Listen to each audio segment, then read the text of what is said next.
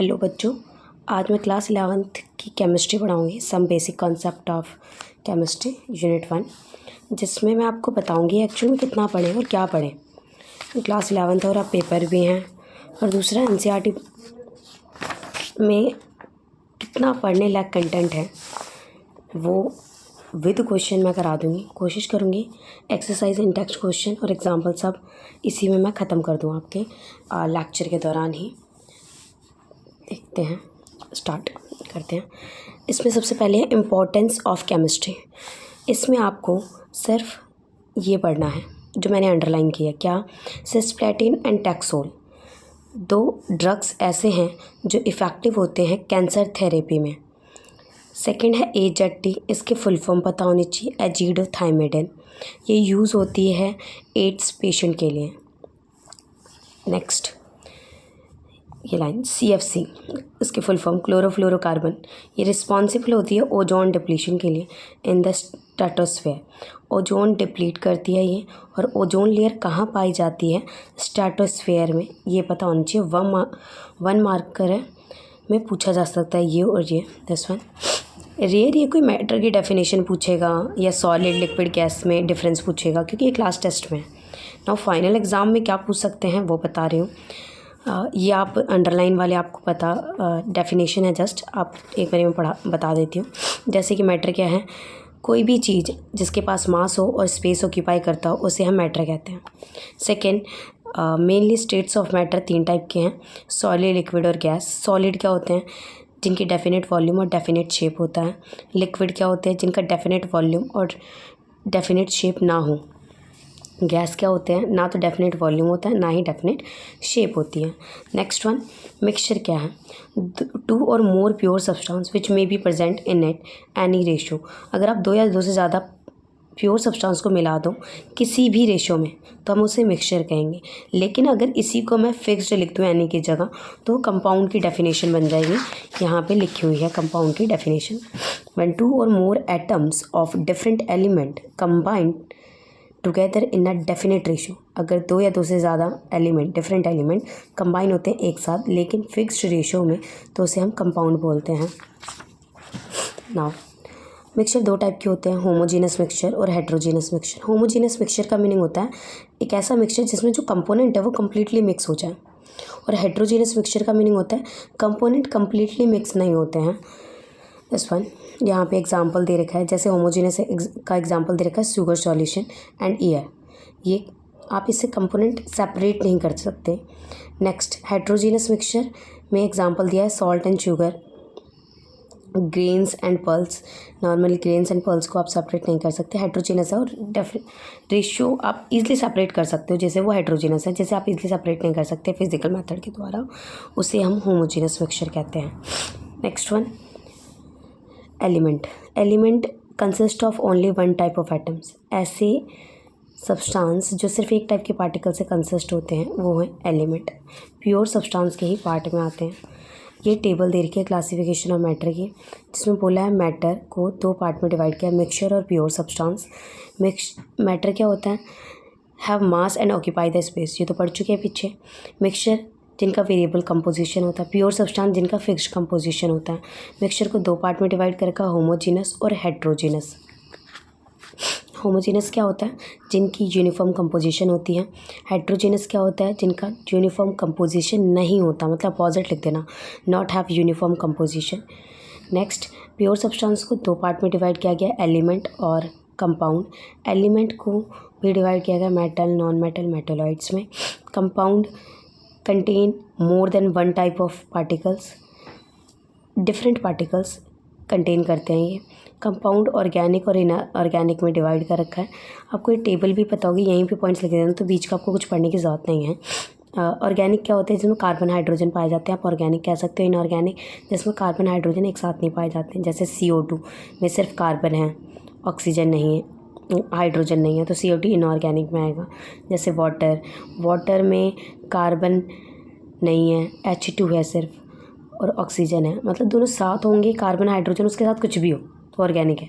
लेकिन अनऑर्गेनिक में carbon hydrogen हो सकते हैं लेकिन साथ में नहीं हो सकते। आप जस्ट इसे देख लेना, यहाँ से कुछ भी नहीं पूछा जाता पेपर में।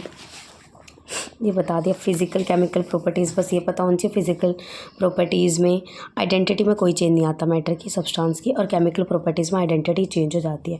फिज़िकल चेंज नॉर्मली रिवर्सिबल होते हैं, केमिकल चेंजेस इरिवर्सिबल होते हैं। आप ये यूनिट याद कर सकते हो, एसआई यूनिट इंपॉर्टेंट है ये तो। अब लर्निंग पोर्शन में देखें तो इसे याद रखना। रीज़न है कन्वर्जन में बहुत हेल्प करती है, एसआई यूनिट बहुत हेल्प करती है न्यूमेरिकल सॉल्व करने में भी, और ये फिज़िक्स में भी है सेम टेबल, तो आप याद करोगे तो दोनों जगह बेनिफिट हो जाएगा।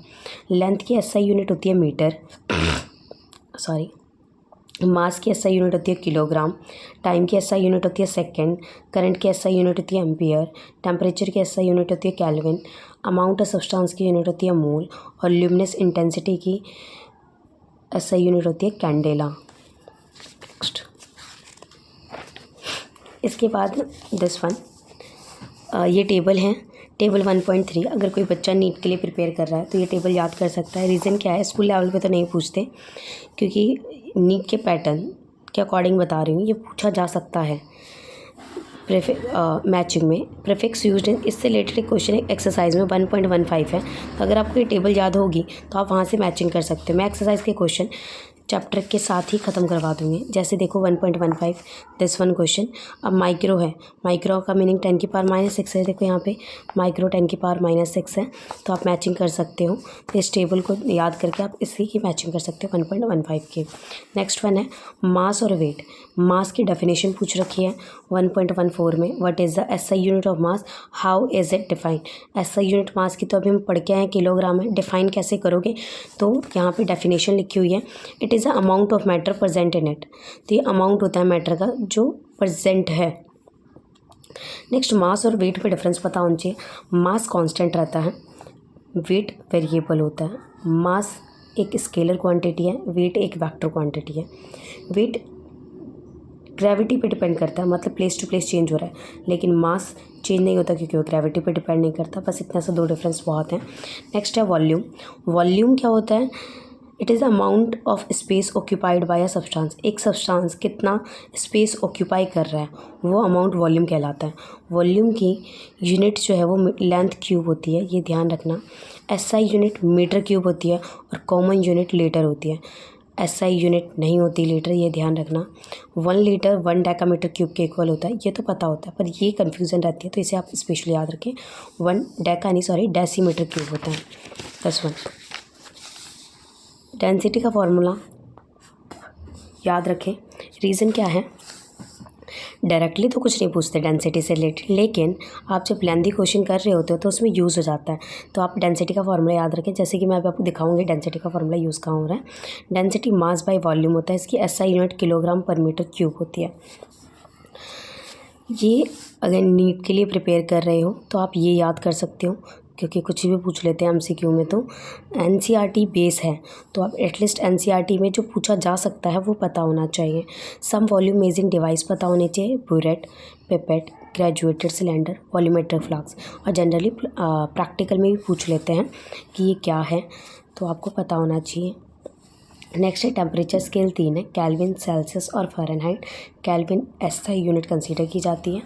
देन फ़ारेनहाइट और केल्विन में रिलेशन पता होता है, जनरली यूज़ करते हैं इसे, तो ये तो आपने पहले भी पढ़ रखी है। इसके बाद आता है साइंटिफिक नोटेशन। साइंटिफिक नोटेशन का सिंपल मीनिंग कह सकते हैं किसी को 10 की पावर में लिखना। जैसे कि एक्सरसाइज 1.18 का क्वेश्चन मैं दिखा देती हूँ। दिस वन देख सकते हो आप, 0.0048। तो आप पीछे से पॉइंट यहाँ लगा रहे हो, तो इसके बाद कितनी डिजिट रह रही है, 1 2 3, तो ये 10 की पावर -3 हो जाएगी। सिंपल। सेम अगर आप चाहो तो वो डिपेंड करता है, जैसे 48 है, एक ही डिजिट छोड़ के करना। जैसे इसमें मैंने पॉइंट यहाँ लगाया है, तो राइट हैंड साइड में ये लेफ़्ट पोर्शन होता है, ये राइट होता है। अगर आप राइट हैंड साइड जा रहे हो तो प्लस पावर आएगी, और अगर लेफ्ट हैंड साइड जा रहे हो तो नेगेटिव पावर आती है।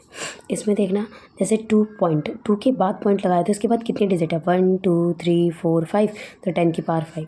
सिमिलरली ये 8 पॉइंट लगाऊंगी तो कितनी डिजिट है, 1 2 3, तो 10 की पावर 3।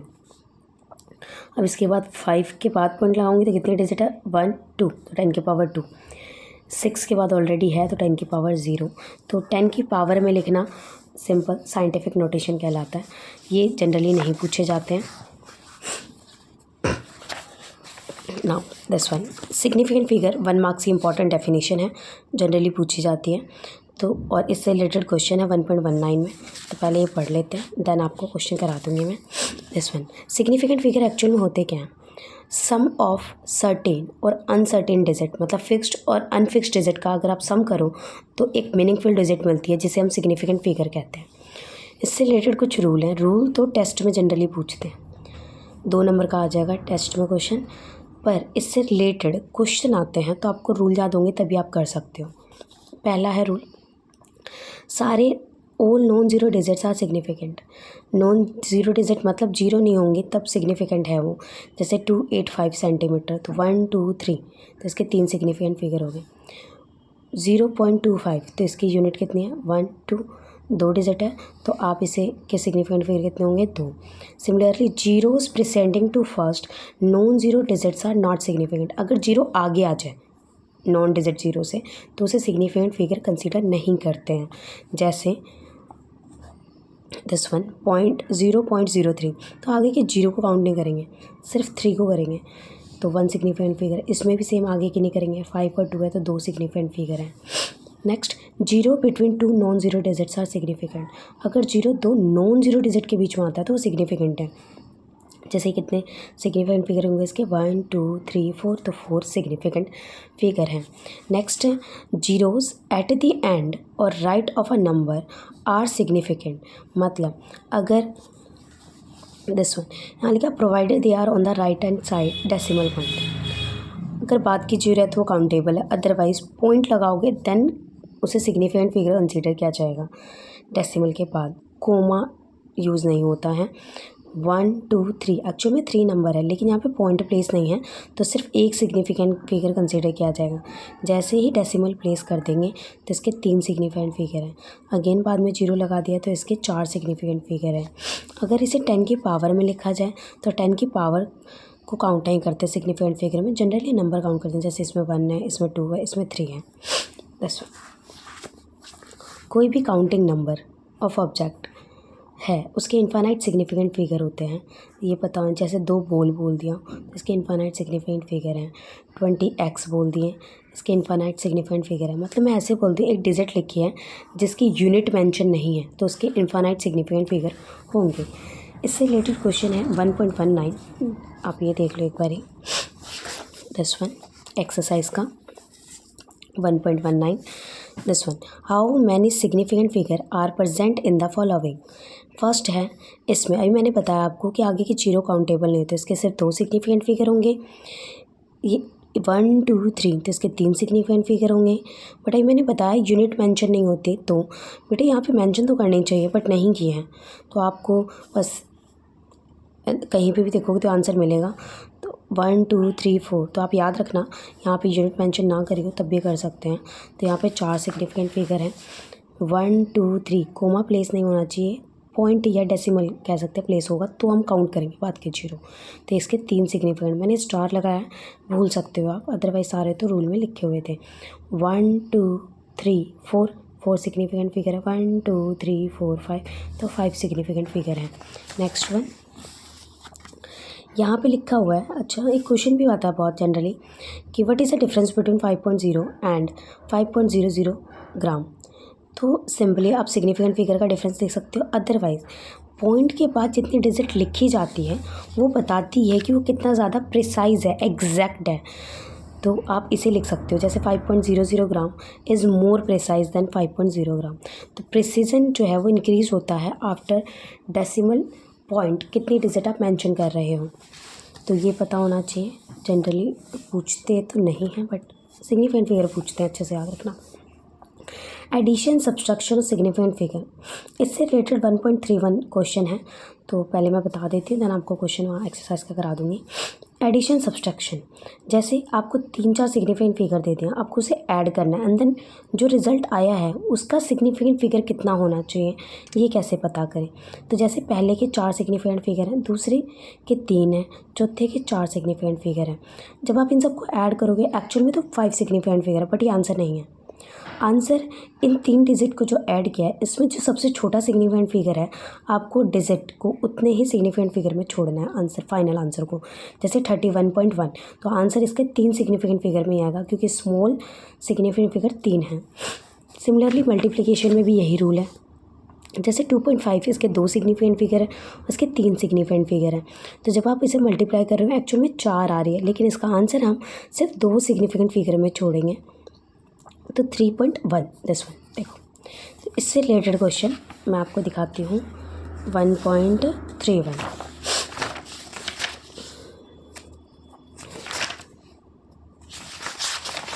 This one. 1.31 जनरली पूछा जाता है ये 1 मार्क्स में। How many significant figure should be present in the answer, answer में कितने प्रेजेंट होंगे सिग्निफिकेंट फिगर।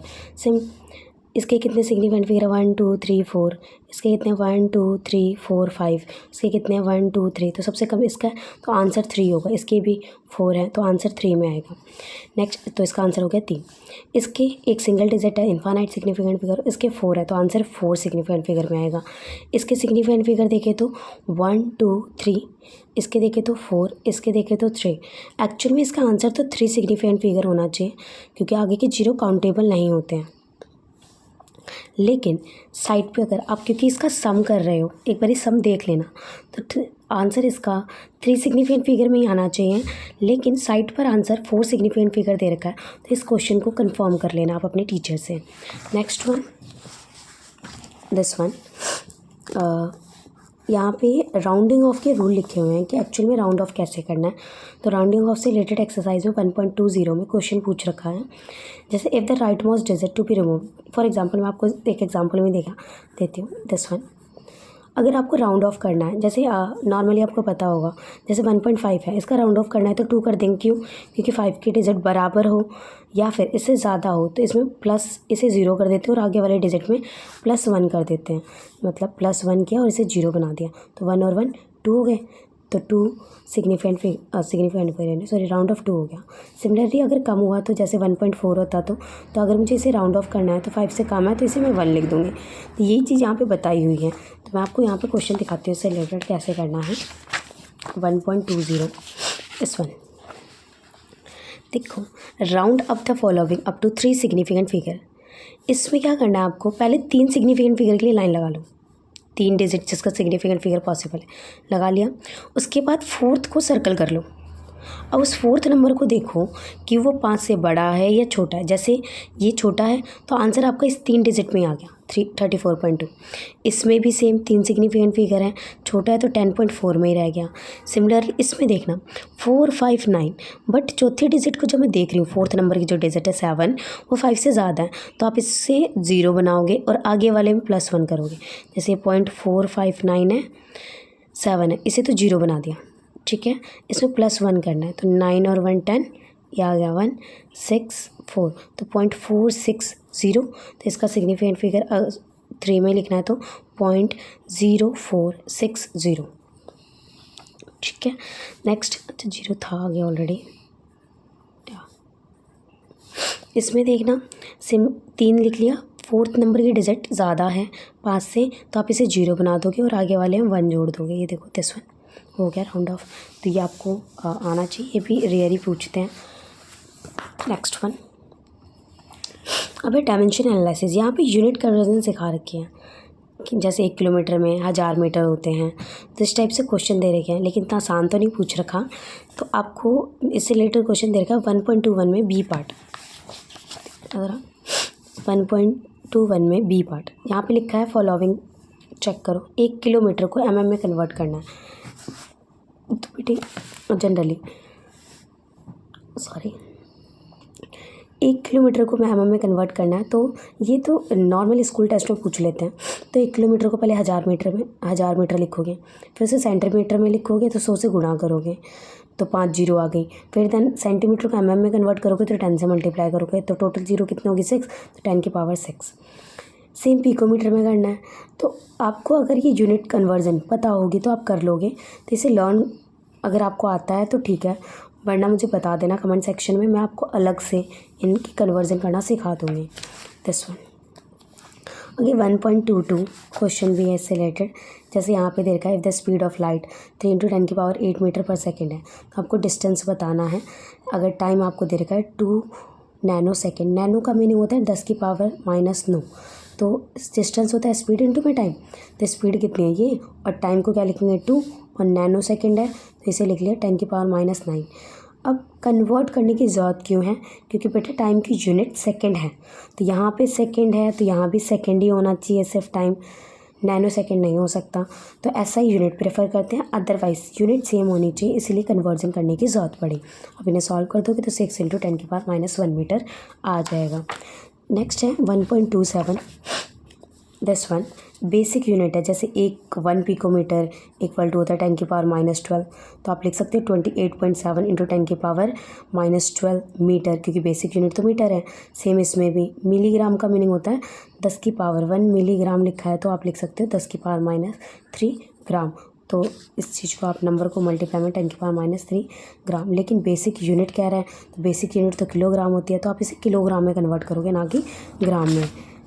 हो गया खत्म, ठीक है। Next law of chemical combination, इससे रिलेटेड 5 लॉ दे रखे हैं इन्होंने, आपको इनकी स्टेटमेंट और किसने दिया ये लर्न करना है। Law of conservation of mass Antoine Lavoisier ने दिया था 1789 में। इसने कहा था मास को, मैटर को ना तो आप क्रिएट कर सकते हो ना ही डिस्ट्रॉय कर सकते हो। नेक्स्ट है लॉ ऑफ डेफिनेट प्रपोर्शन, ये जोसेफ प्राउस्ट ने दिया था। इन्होंने कहा था compound always contain element in a fix ratio, compound हमेशा एलिमेंट एक फिक्स रेशो में कंटेन करते हैं। चाहे तो आप ये लिख लो और चाहे तो आप ये जो स्टेटमेंट है ये लिख लो, सेम ही बात है। दिस वन, इस लॉ ऑफ डेफिनेट प्रपोर्शन को लॉ ऑफ डेफिनेट कंपोजिशन भी बोलते हैं, तो दूसरा नाम भी पता होना चाहिए। Law of multiple proportion, law of multiple proportion में कहते हैं किसने दिया, डाल्टन ने, और कब दिया था 1803 में। इफ़, इसकी डेफिनेशन क्या है, इफ़ 2 एलिमेंट्स कैन कंबाइन, अगर 2 एलिमेंट कंबाइन करते हैं to form more than 1 compound, और एक से ज़्यादा कंपाउंड बना रहे हैं 2 कंपाउंड मिलकर, जैसे कि इन्होंने लिखा हाइड्रोजन ऑक्सीजन मिलकर वाटर भी बनाते हैं और हाइड्रोजन परऑक्साइड भी बना सकते हैं। Then mass of the 1 element that combine with the fixed mass, तो एक एलिमेंट का मास फिक्स रहेगा। देखो यहाँ पे हाइड्रोजन का मास फिक्स है, लेकिन दूसरे का वेरिएबल रहेगा। देखो यहाँ 16 है 32 है तो वेरिएबल है। और हमेशा ये जो कंबाइन हो रहे हैं ये स्मॉल होल नंबर में रेशो रहेगा इनका। इससे रिलेटेड एक्सरसाइज का क्वेश्चन 1.21 ए पार्ट दे रखा है, तो लॉ ऑफ मल्टीपल क्वेश्चन से रिलेटेड है, मैं आपको बता देती हूँ। दिस वन, इस क्वेश्चन में कहा है the following data obtain dinitrogen when dinitrogen dioxide react to form this one. तो ये डाइनाइट्रोजन है, ये ऑक्सीजन है। क्वेश्चन पूछता है इससे रिलेटेड गिवन डाटा से कि कौन सा लो केमिकल कॉम्बिनेशन है जो ओबे करता है इस एक्सपेरिमेंट पे। तो अभी मैंने आपको बताया कि अब देखो यहाँ पे 14 है, अगर मैं इसको 14 कर दूँ और इसको भी 14 कर दूँ तो आधा किया है, इसको भी आधा कर दूँ 16 हो गया, 40 हो गया। अगर आप ध्यान दो तो यहाँ पर एक का मास तो फिक्स है 14 ग्राम ही है, फिक्स्ड हो गया, लेकिन सेकंड वाले का वेरिएबल है। देखो 16, 32, 16, 40 ये वेरिएबल है।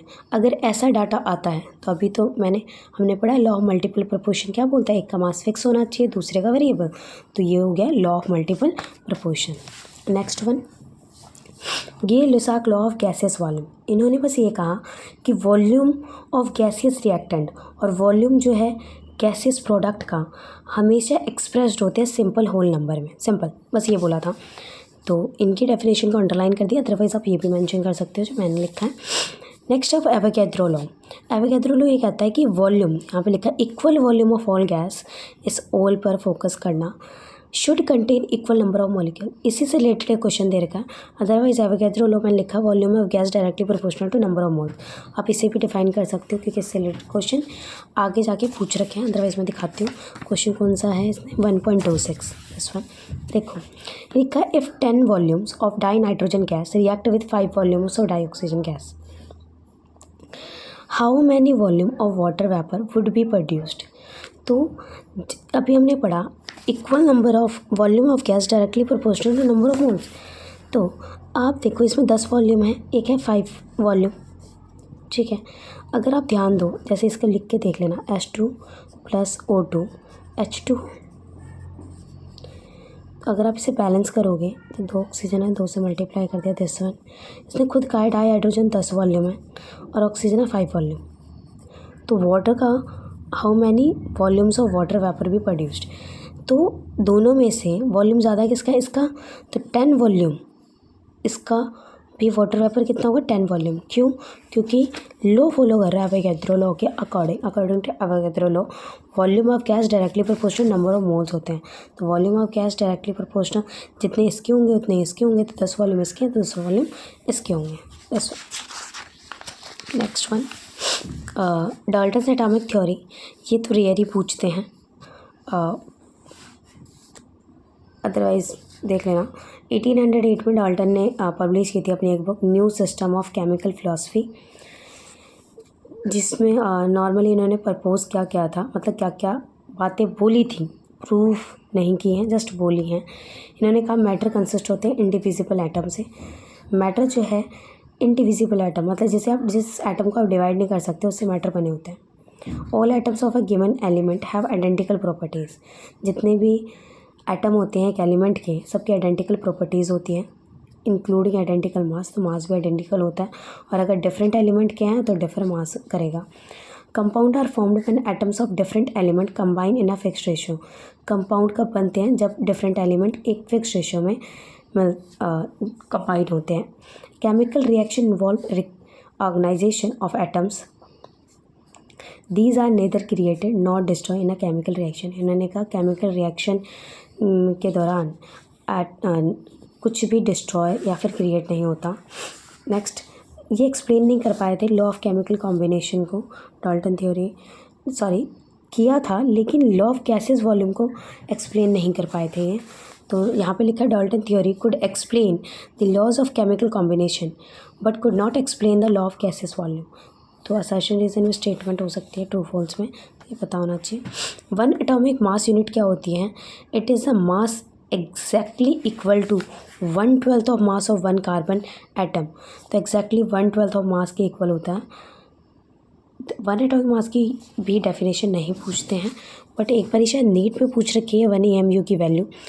तो 1.6 × 10⁻24 इसकी वैल्यू याद रखना। कंपैरिजन से रिलेटेड मैं आपको क्वेश्चन कराऊंगी, तो आपको ये वैल्यू पता होनी चाहिए। एटॉमिक मास की जो यूनिट है वो AMU है, जिसकी फुल फॉर्म है एटॉमिक मास यूनिट, बट इसे रिप्लेस की करी है U से, जिसकी फुल फॉर्म है यूनिफाइड मास। अब U यूज़ करते हैं। नेक्स्ट वन है एवरेज एटॉमिक मास। इस पर भी नीट ने क्वेश्चन पूछ रखे हैं। 1.32 और 1.9 बहुत इजी है, बट मैंने इसे कैलकुलेट करके नहीं दिखाया है, आपको समझा दे रही हूँ, आप कैलकुलेट कर सकते हो। बट मैं नीट के क्वेश्चन कराऊंगी तो आपको कैलकुलेट करके दिखाऊंगी, क्योंकि वहाँ पर ट्रिक बतानी है। यहाँ पे तो आप स्कूल बेस पे कर रहे हो तो कैलकुलेशन पूरी करनी पड़ेगी आपको। जैसे रिलेटिव अबेंडेंस और एटॉमिक मास गिवन होगा तो आपको एवरेज एटॉमिक मास निकालना है। तो कुछ नहीं करना, हर एक नंबर को सीध में ये जो है इनकी मल्टीप्लाई कर दो, और मल्टीप्लाई करने जैसे इन दोनों की मल्टीप्लाई कर दी, कोई नंबर x आ गया, इसकी मल्टीप्लाई कर दी y आ गया, इसकी मल्टीप्लाई कर दी z आ गया, और सबको जोड़ दो x y z को और 100 से डिवाइड कर दो, तो आपका एवरेज एटॉमिक मास आ जाएगा। इससे रिलेटेड क्वेश्चन है 1.32। This one 1.32। आपको कुछ नहीं करना, इसकी इससे मल्टीप्लाई करनी है, फिर इसकी इससे मल्टीप्लाई करनी है, फिर इसकी इससे मल्टीप्लाई करें। जब आपने सबको अलग अलग मल्टीप्लाई कर दिया, अब सबको जोड़ दो और 100 से डिवाइड कर दो, तो आपका आंसर आ जाएगा। नेक्स्ट इसने कहा है 1.9। 1.9 में भी सेम यही क्वेश्चन है। देखो 75.77 है, इसे मल्टीप्लाई कर दो 34.96 से, एंड देन इस 24 को इससे मल्टीप्लाई कर दो, एंड देन जो मल्टीप्लाई करने के बाद आया उन्हें जोड़ दो और 100 से डिवाइड कर दो, इसका भी आंसर आ जाएगा, आप करके देख सकते हो। This one. इसके बाद है मॉलिक्यूलर मास। तो एटॉमिक मास का सम मॉलिक्यूलर मास कहलाता है। सिंपल फार्मूला मास ये तब निकालना होता है जब आप एम्पेरिकल फार्मूला का मास निकालते हो। आगे बताऊंगी एम्पेरिकल फार्मूला क्या होता है। अगर उसका मास निकाल रहे हो तो फार्मूला मास वर्ड यूज़ होता है।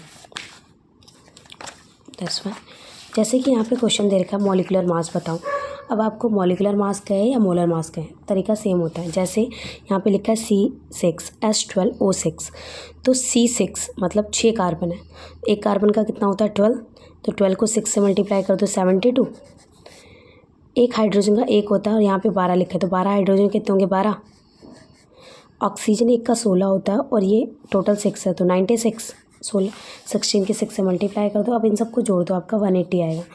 अब इसने बुक वालों ने जैसे बाद में 0.00 ऐसे डेसिमल में लिखे हुए हैं, एग्जैक्ट मास लिखा हुआ है, आपको एग्जैक्ट लिखने की ज़रूरत नहीं होती है, तो आप ये लिख सकते हो जो मैंने बताया है।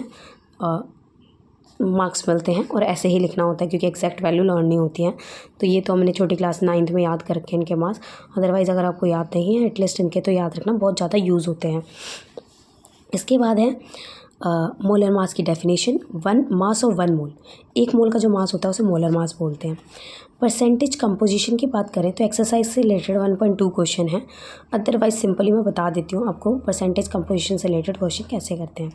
फॉर एग्जांपल यहाँ पे दे रखा है कि जैसे फॉर एग्जांपल आपके पास H2O है, इसमें मुझे हाइड्रोजन का परसेंटेज बताना है, तो क्या करूँगी मैं, हाइड्रोजन का मास कितना होता है, एक्चुअल में एक हाइड्रोजन का एटॉमिक मास 1 होता है, यहाँ पे 2 है तो 2 अपॉन में क्या लिखते हैं, इन दोनों का कंबाइंड मॉलिक्यूलर मास, हाइड्रोजन का 2 हो गया, ऑक्सीजन का 16 हो गया, तो टोटल कितना होगा 18 और 100 से मल्टीप्लाई कर दो, तो ये आपका आ जाएगा हाइड्रोजन का।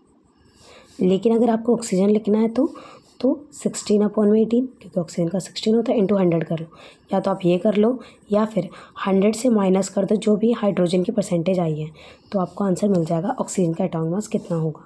ठीक है, इससे रिलेटेड क्वेश्चन पूछ रखा है 1.9 1.2 दिस 1.2 मैं आपको इसकी कैलकुलेशन दिखा देती हूँ, अदरवाइज़ सिंपल वही तरीका है। जैसे सोडियम का सल्फेट का पहले आप मोलर मास निकाल लो, फिर सोडियम सल्फेट का सोडियम का निकालना है तो सोडियम का मास, 2 सोडियम है तो 2 सोडियम का मास अपॉन में टोटल मास। तो इससे रिलेटेड आपको मैं क्वेश्चन दिखा देती हूँ जो परसेंटेज से रिलेटेड पूछ रखा है।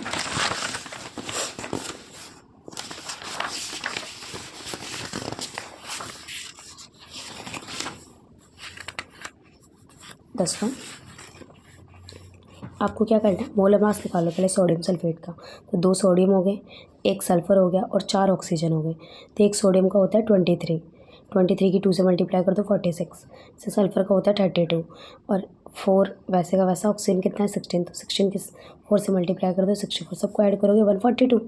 दैन मास परसेंटेज सोडियम का निकालना है, तो कैसे निकालेंगे, मास ऑफ सोडियम अपॉन में टोटल मास, मास कितना है 46 और टोटल मास कितना 142, इंटू 100 करो, आंसर आ गया। सेम सल्फ़र का निकालना है तो 32 अपॉन 142 इंटू 100 आ गया। अब मास परसेंटेज इसका भी ऐसे ही निकाल सकते हो, लेकिन अगर आपको ऐसे नहीं निकालना है तो 100 में से मास परसेंटेज सोडियम सल्फ़र का जो निकाला है उसे जोड़ दो और 100 से माइनस कर दो, ऑक्सीजन का आ जाएगा। तो ये तरीका है, आप इसे अप्लाई कर सकते हो। नेक्स्ट वन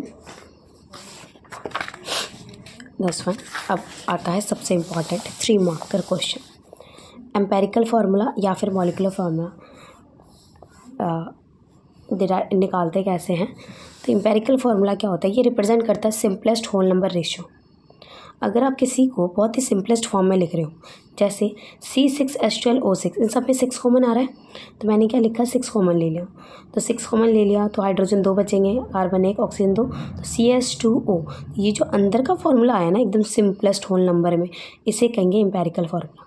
ओके, देन इसके बाहर जो है, जब हम इसे अच्छे से मल्टीप्लाई अगर हम इससे कर देते हैं अंदर, तो रेशियो में नहीं लिख रहे हैं, मतलब एग्जैक्ट नंबर एक होना कितना चाहिए कंपाउंड के अंदर मॉलिक्यूल का, उसे लिखते हैं, तो उसे हम मॉलिक्यूलर फार्मूला बोलते हैं। यहाँ पे लिखा हुआ है show the exact number of different types of atom present in a molecule of a compound.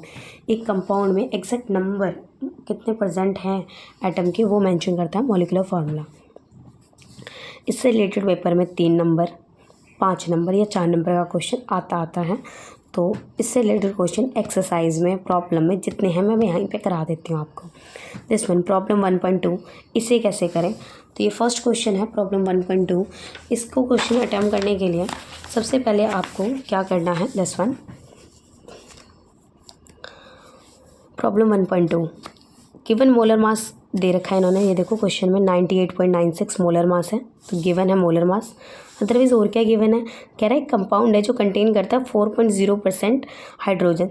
तो सबसे पहले आपको कॉलम बनानी है, एलिमेंट लिख लेने। तो मैंने यहाँ पे हाइड्रोजन लिख लिया, दूसरा एलिमेंट का नाम बोला कार्बन और तीसरा बोला क्लोरीन। तो मैंने ये चीज़ यहाँ लिख ली। देन इनकी परसेंटेज मेंशन कर रखी है साथ में, दिस वन, तो वो परसेंटेज लिख लिया मैंने। देन आपको पता होना चाहिए, ये दोनों तो गिवन है, इसके बाद आपको क्या पता होना चाहिए, एटॉमिक मास इन सब का। देन परसेंटेज अपॉन में एटॉमिक मास निकालते हैं, तो आप इनको डिवाइड कर दो। 4 को 1 से डिवाइड करोगे तो 4 आएगा, 24 को 12 से डिवाइड कर दो 2, बाद के डिजिट को कंसीडर नहीं करना। 35 को 35 2 जा 70, तो राउंड ऑफ करोगे तो यही आएगा 2।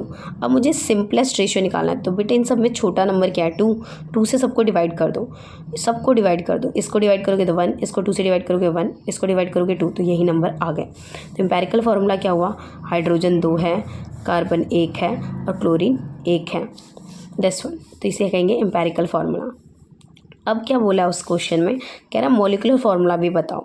तो मॉलिक्यूलर फार्मूला कैसे बताएंगे, तो आप वी नो करके लिख लेना, molecular formula equal to the empirical formula into में एन। तो ये एन कैसे निकालते हैं, मोलर मास अपॉन में empirical formula mass. Molar mass कितना दे रखा था 98.96, और एम्पेरिकल फार्मूला जो आपने निकाला है उसका मोलर मास यहाँ निकाल लेना साइड में। एंड देन साइड में नहीं, मतलब आप कैलकुलेट कर सकते हो जब भी मॉलिक्यूलर फार्मूला कहीं निकालने के लिए, तो एम्पेरिकल फार्मूला निकालने के साथ इसका मास भी निकाल लेना, मोलर मास। तो 49.5 आएगा। आप इन्हें डिवाइड करोगे राउंड ऑफ में, 49 2 जा 98 होता है, तो 2, बाद की डिजिट को कंसीडर नहीं करते, राउंड ऑफ में ही क्वेश्चन करना होता है। तो अब यहाँ पे एम्पेरिकल फार्मूला तो है मेरे पास CH2Cl, एन कितना आ गया 2, तो 2 लिखा, 2 से मल्टीप्लाई कर C2H4, कार्बन 2 हो गए, हाइड्रोजन 2 ऑलरेडी थे, 2 से मल्टीप्लाई हो गए 4, क्लोरीन 2, तो ये हो गया मॉलिक्यूलर फार्मूला। अब इससे रिलेटेड क्वेश्चन एक्सरसाइज का 1.34 है और 1.8 है, और आई थिंक 1.3 है, पहले 1.3 देखते हैं, दिस वन। जनरली आपके पेपर में टेस्ट में 2 नंबर का क्वेश्चन है, 3 नंबर का रहेगा ये। Determine the empirical formula of an oxide, same वही चीज़ एम्पेरिकल फार्मूला बताना है। और आयरन का मास, ऑक्साइड ऑफ आयरन के ऑक्साइड बताने हैं। इसने कहा 69.9% आयरन और 30.1% डाई ऑक्सीजन। अब मुझे इसका एम्पेरिकल फार्मूला कैसे निकालूंगी, सेम वही तरीका, सेम तरीका फॉलो करूँगी मैं, तरीके चेंज नहीं करती हूँ, एक ही तरीके सारे क्वेश्चन करूँगी। दिस वन, इन्होंने एलिमेंट क्या दे रखा था, आयरन और ऑक्सीजन, उसका सिंबल मैंने लिख लिया, मुझे याद है, इसे याद ही रखना ज़्यादा यूज़ होता है, इसीलिए परसेंटेज गिवन थी वो लिख लिया क्वेश्चन के में। देन एटॉमिक मास कितना होता है आयरन का, जनरली पेपर में गिवन भी देते हैं, अदरवाइज़ आप लर्न ही कर लेना, बार बार यूज़ होता है इसीलिए। तो 55.85, ऑक्सीजन का होता है 16। अब आपको क्या करना है, वही परसेंटेज अपॉन में एटॉमिक मास, तो परसेंटेज क्या है 69 अपॉन में 55। अगर आप इसे को डिवाइड करोगे तो 1.25 आएगा, आप चाहो तो 1.2 भी लिख सकते हो। एंड देन इसको इससे डिवाइड करोगे तो 1.8, लाइक फॉर एग्जांपल। तो इन दोनों में छोटा क्या है, 1.2 या 1.8, 1.2, तो 1.2 से दोनों को डिवाइड कर दो, ये तो 1 आ जाएगा, पर 1.8 और 1.8 1.2 है, जब डिवाइड करो पॉइंट हटाया, 2 की टेबल से काटो, 2 की टेबल से अगर मैं काटूंगी तो नहीं 3 से 6 से काट लेती हूँ, 6 3 जा 6 2 जा 3/2 आ रहा है, तो इसको हम 1.5 लिख सकते हैं। अब 1 मैंने कहा सिंपलेस्ट होल नंबर लिखना है, तो ये तो पॉइंट में आ गया, तो इसको एक ऐसे नंबर से मल्टीप्लाई करना है, छोटे से छोटे नंबर से, ताकि ये एक होल नंबर में कन्वर्ट हो जाए। तो 1.5 को मैंने 2 से मल्टीप्लाई कर दिया तो 30 आएगा, 15 2 जा, पर एक पॉइंट लगाऊंगी तो 3.0 मतलब 3। तो एक कोई नहीं करना, जब आपने एक नंबर को होल नंबर में कन्वर्ट करने में के लिए मल्टीप्लाई किया, तो जो भी जितने भी गिवन नंबर है सबसे मल्टीप्लाई करोगे, तो ऊपर वाले से भी करोगे 2। तो एक्चुअल में आयरन कितने आ गए 2 और ऑक्सीजन कितने आ गए 3, Fe2O3। सेम है 1.8 का क्वेश्चन। 1.8 में देखो सेम न्यूमेरिकल दे रखा है, बट मॉलिक्यूलर फार्मूला पूछ रखा है एम्पेरिकल फार्मूला की बजाय। तो एक इसमें छोटी सी गलती भी है क्वेश्चन में, कुछ की एनसीईआरटी में मोलर मास गिवन है, क्योंकि मॉलिक्यूलर फार्मूला निकालने के लिए मोलर मास चाहिए ही, क्यों, क्योंकि उसका फार्मूला ये एन फैक्टर निकालोगे ना, तो मैंने लिख दिया है जिनके एनसीईआरटी में गिवन है, अदरवाइज ये अधूरा क्वेश्चन है। अगर एग्जैक्ट ऐसे दे देते हैं प्राइवेट स्कूल में तो बोल सकते हो आपकी मोलर मास गिवन होगा, ऐसे ऐसी गलतियाँ करते तो नहीं हैं जनरली। तो 1.8 एक्चुअल में इसमें मोलर मास गिवन होना चाहिए। देखो सेम इस क्वेश्चन में बोला कि वही परसेंटेज है, अगर आप पढ़ोगे तो मैंने क्या किया, मॉलिक्यूलर फार्मूला के लिए गिवन मोलर मास होना ज़रूरी है, तो मैंने क्वेश्चन मार्क लगा लिया, मॉलिक्यूलर फार्मूला पूछा है। गिवन मोलर मास क्या है, 159.8 ग्राम पर मोल, ये क्वेश्चन में गिवन है, बट यहाँ नहीं गिवन है, कुछ के एनसीईआरटी में नहीं गिवन होगा। सेम एज 1.3, तो बेटा ये जो फॉर्मेट है ना, तो मैंने अभी पिछले क्वेश्चन में 1.3 में कराया, सेम करना है इसमें, देन एम्पेरिकल फार्मूला आ जाएगा Fe2O3।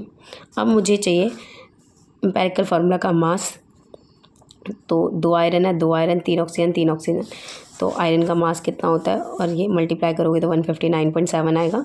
तो एन कैसे निकालते हैं, molar mass upon empirical formula मास, दोनों को डिवाइड करो, 1 आएगा, 115 159 दोनों है, तो डिवाइड करोगे तो 1 आएगा। मॉलिक्यूलर फार्मूला क्या होता है, empirical formula into n, empirical formula क्या है Fe2O3 और एन की वैल्यू क्या है 1, तो Fe2O3 आ गया, मतलब एम्पेरिकल फार्मूला और मॉलिक्यूलर फार्मूला इस केस में सेम आ रहा है, आ सकता है सेम। इससे रिलेटेड क्वेश्चन है 1.34 एक्सरसाइज का। 1.34 इम्पॉर्टेंट भी है एंड टफ भी है, तो आप इसे 2-3 बारी ज़रूर करें। गवर्नमेंट स्कूल में जनरली दे देते हैं ये क्वेश्चन, तो आपको पता होना चाहिए, 4 मार्क्स में या 5 नंबर में क्वेश्चन आ सकता है। इस क्वेश्चन में कहा क्या है, इस क्वेश्चन में कहा है a welding fuel gas contain carbon and hydrogen. एक वेल्डिंग फ्यूल जो है कार्बन और हाइड्रोजन को कंटेन कर रहा है। देन कहता है burning a small sample of it in oxygen gives 3.3 gram carbon dioxide. जो बर्न करते हैं तो 3.38 कार्बन डाइऑक्साइड देता है और 0.690 ग्राम वाटर देता है, नो अदर प्रोडक्ट। तो अभी यहीं पे करते हैं जो इसने बोला है, क्या बोला है इसने। इससे पहले हमने जितने क्वेश्चन किए उसमें परसेंटेज गिवन थी, बट इसमें परसेंटेज गिवन नहीं है, तो हम निकालेंगे पहले परसेंटेज। अब देखो इसने खुद कहा है कि 3.38 ग्राम ऑक्सीजन निकलता है, तो कार्बन डाइऑक्साइड निकलता है, तो एक्चुअल में कार्बन यूज़ कितना हुआ होगा, ये कैसे पता करें कि मास ऑफ कार्बन कितना है जब इतना गैस कार्बन डाइऑक्साइड निकल रहा है। तो हम क्या करते हैं, वी नो करके आप लिख सकते हो। जनरली हमें पता है कार्बन डाइऑक्साइड का मॉलिक्यूलर मास कितना होता है 44, और उसके अंदर कार्बन का मास कितना है 12। अगर इस 44 को 3.38 कर दूँ तो एक्चुअल में कार्बन का मास क्या आएगा, तो आप इनकी क्रॉस मल्टीप्लाई कर दो, 3.38 इंटू 12 डिवाइडेड बाई 44, तो आपका आंसर ये आ जाएगा। मतलब अगर कार्बन का चाहिए मुझे मास तो 0.9218 ग्राम। सॉल्व करके देख लेना चाहे आप। सेम ऐसी H2O है, एक्चुअली मुझे पता है 18 होता है इसका मॉलिक्यूलर मास, तो उसमें हाइड्रोजन का 2 होगा क्योंकि 2 है। इन्होंने कहा 0.690 ग्राम यूज़ हो रहा है, दे रहा है ये, तो एक्चुअल में हाइड्रोजन कितना यूज़ हुआ होगा, तो सेम वही क्रॉस मल्टीप्लिकेशन, 0.690 को 2 से मल्टीप्लाई कर दो, 18 से डिवाइड कर दो, तो आपका आंसर ये आएगा। तो एक्चुअल में टोटल मास क्या आया, कार्बन और हाइड्रोजन का मास जोड़ दो, जोड़ने के बाद आपके पास ये आएगा। इसके बाद क्या करना है, +1 1.+1।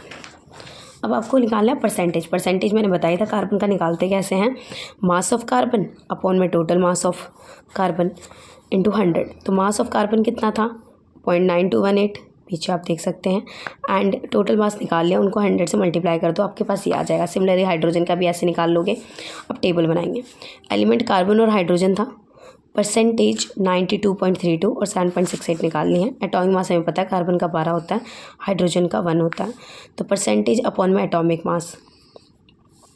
परसेंटेज क्या थी 92, अगर 12 की टेबल में आप जाओ तो 12 7 जा 84 होता है और 12 8 जा 96। सो आगे तो जा नहीं सकते, पीछे का नंबर क्या है 7, तो 7 लिख दिया। आगे की डिजिट कुछ भी लिख लेना आप अपनी तरफ से राउंड ऑफ करके। 7.68 को 1 से डिवाइड करोगे 7.68 आ रहा है, तो आप 7 देखो दोनों में 7.68 है, तो इसे थोड़ा ज़्यादा लिख लेना 0.69 0.70। अब सब दोनों में छोटी डिजिट क्या है 7.68, दोनों को डिवाइड कर दो तो 1 ही आएगा। दोनों को डिवाइड करेंगे तो सिंपलेस्ट रेशियो देखें तो एम्पेरिकल फार्मूला क्या हो गया CH। अब इसका मास भी निकाल लो, क्योंकि क्वेश्चन में आगे आई थिंक मॉलिक्यूलर फार्मूला भी पूछा। अब आगे क्या कहता है क्वेश्चन कहता है a volume of 10 litre of this welding gas is found to be weigh 11.6 gram. वो कह रहा है कि स्टैंडर्ड टेम्परेचर प्रेशर पर उसने देखा कि 10 वॉल्यूम 10 लीटर वॉल्यूम यूज़ हो रहा है ना वेल्डिंग, तो कितना मास एक्चुअल में दिख रहा है गैस का 11.6 ग्राम। तो मैंने लिख लिया ऐसे STP कंडीशन पे 10 लीटर 11.6 मास शो कर रही है। तो अगर मैं STP तो मुझे पता है 22.4 लीटर पे फिर कितना शो करेगी, स्टैंडर्ड तो यही है, तो आप मल्टीप्लाई करके देख लेना तो आपको मास पता चल जाएगा। तो 11.6 इंटू में 22.4 डिवाइडेड बाई 10 सॉल्व करोगे तो 25.984 ग्राम आएगा। इसे राउंड ऑफ करोगे तो 26 ग्राम पर मोल आ जाएगा। अब आप इसे ग्राम में लिख सकते हो, ग्राम पर मोल में, क्योंकि मोलर मास का तरीका स्टैंडर्ड टेम्परेचर प्रेशर से तो मोलर मास ही निकालूंगी। अब आगे मॉलिक्यूलर फार्मूला पूछा है, तो मॉलिक्यूलर फार्मूला क्या होता है, empirical formula into n, CH into n, n कैसे निकलेगा, मॉलिक्यूलर मास अपॉन में एम्पेरिकल फार्मूला मास। अब देखो मॉलिक्यूलर मास कितना है, दिस वन मॉलिक्यूलर मास अगर आप देखोगे तो 26 है। ये क्वेश्चन में गिवन नहीं है पर मैंने निकाला है सेकंड में। और एम्पेरिकल फार्मूला मास कितना है 13, आप डिवाइड कर दो कितने 2, देन आप इसे यूज़ कर सकते हो, यहाँ लिख सकते हो। तो मॉलिक्यूलर फार्मूला क्या आएगा, मॉलिक्यूलर फार्मूला क्या है C2H2। अब नेक्स्ट देखना, हो गया। इसके बाद आता है stoichiometry and stoichiometric calculation, very very much important topic. Stoichiometry actual में होती क्या है, देखो इसी की डेफिनेशन यहाँ पे आपको इतनी अच्छी नहीं मिलेगी, पर इसी की डेफिनेशन अगर आप इस समरी पोर्शन में देखोगे तो आपको मिल जाएगी। एक्चुअल में स्टोइचियोमेट्री होती क्या है, ये कहता है the quantitative study of reactant required, कितना रिएक्टेंट रिक्वायर्ड है या फिर कितना प्रोडक्ट फॉर्म हुआ है, इसकी स्टडी करना, इसको हम स्टोइचियोमेट्री कहते हैं। समझ आ गया। देखो नेक्स्ट, अब इससे रिलेटेड एग्जाम्पल और प्रॉब्लम है, तो पहले मैं प्रॉब्लम 1.3 1.4 करा देती हूँ एंड देन आपको आगे क्वेश्चन कराऊंगे। 1.3 एंड 1.4 देखो, इंपॉर्टेंट क्वेश्चन है, वेरी मच इंपॉर्टेंट क्वेश्चन। जैसे प्रॉब्लम 1.3 है, मैंने इस प्रॉब्लम 1.3 को एक्चुअल में NCERT अटैम्प्ट कैसे करना है वो देखो। जैसे इसने कैलकुलेट कहा है,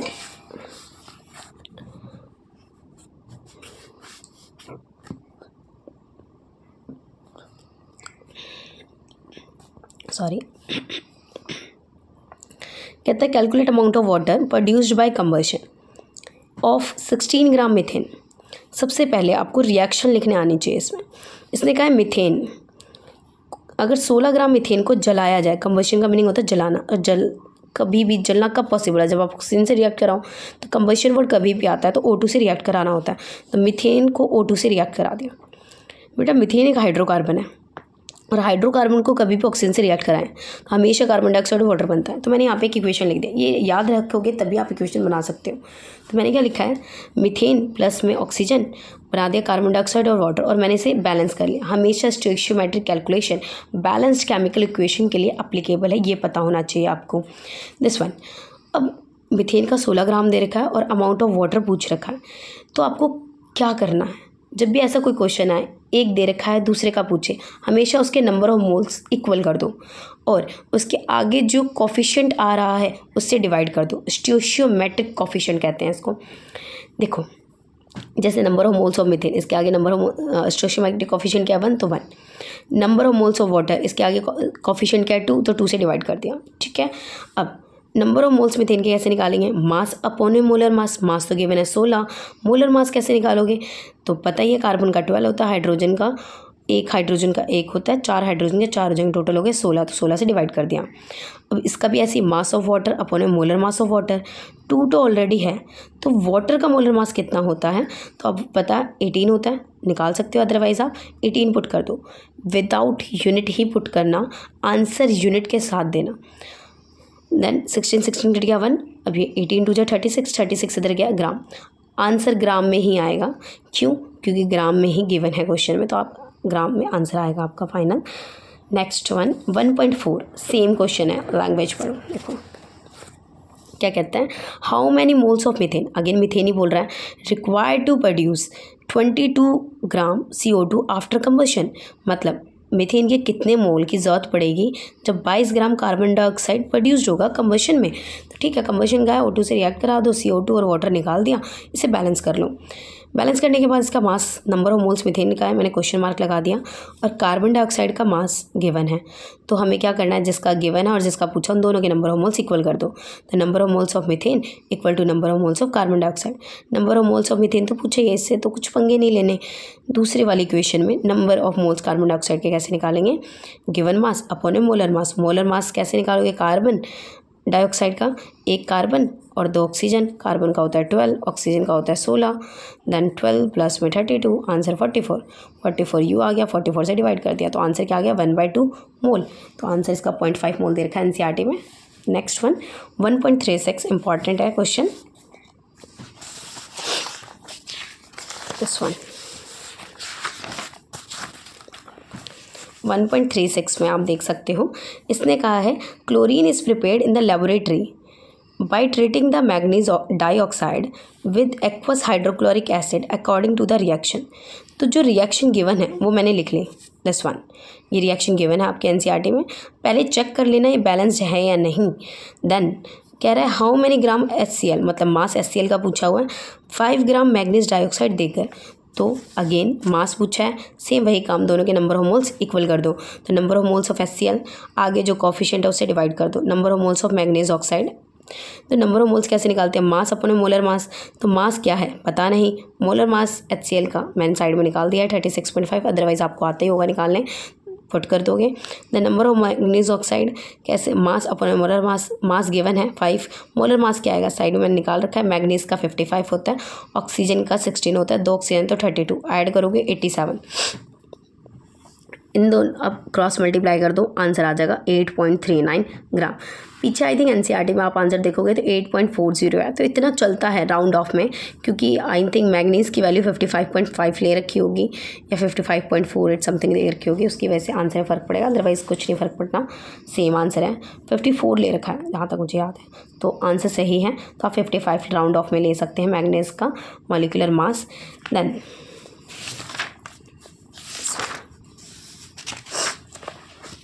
1.4 हो गया।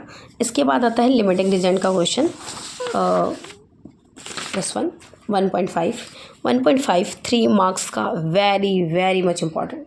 99% चांसेस होते हैं इस क्वेश्चन के आने के, जनरली स्कूल टेस्ट में या फिर स्कूल पीरियोडिक टेस्ट हो रहा हो या फिर पेपर हो रहे हो फाइनल या मिड टर्म हो रहे हो, उन सब में पूछते ही हैं ये क्वेश्चन, किसी पेपर में मिलेगा ही, सिंपल 99% चांसेस है, 1% आपका लक खराब हो सकता है। देखो नेक्स्ट इस क्वेश्चन में क्या बोला है, इसने कहा है 50 kg nitrogen and 10 kg hydrogen are mixed.